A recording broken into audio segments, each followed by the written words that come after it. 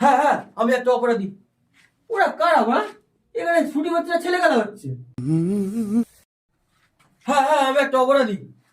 আরে লাইটটা চোখে পড়ছে, আর বন্ধ করো, আমার ফোকাসটাই চলে যাচ্ছে। Of the light, go back, সরাও লাইট। মেকআপ।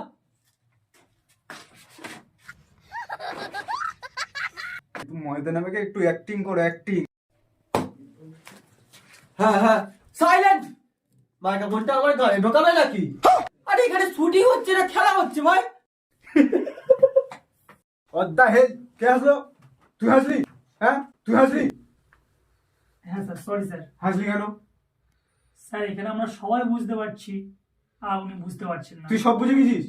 হ্যাঁ স্যার, আপনি এত ভালো করে বোঝাচ্ছেন, আমরা কেন বুঝবো না? তুই এত বড় ডায়লগ ক্যামেরার সামনে বলতে পারবি? না স্যার, উনি যদি কিছু মনে করেন। তুই বলতে পারবি কি বল? হ্যাঁ স্যার। চল।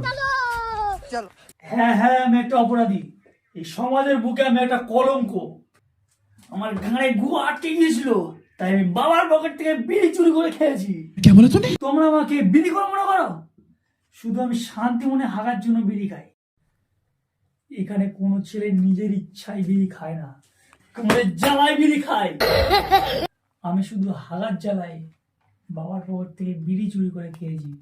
এতে যদি আমার অপরাধ হয়, তাহলে হ্যাঁ আমি অপরাধী। একটু খোঁজ নিয়ে দেখো, প্রতিটা ছেলে বাবার পকেট থেকে বিড়ি চুরি করে খায়। বিড়ি খেয়ে হাগাটা কোনো অপরাধ নয়। বিড়ি না খেয়ে হাগাটকে মরে যাওয়াটা সব থেকে বড় পাপ, সব থেকে বড় অপরাধ।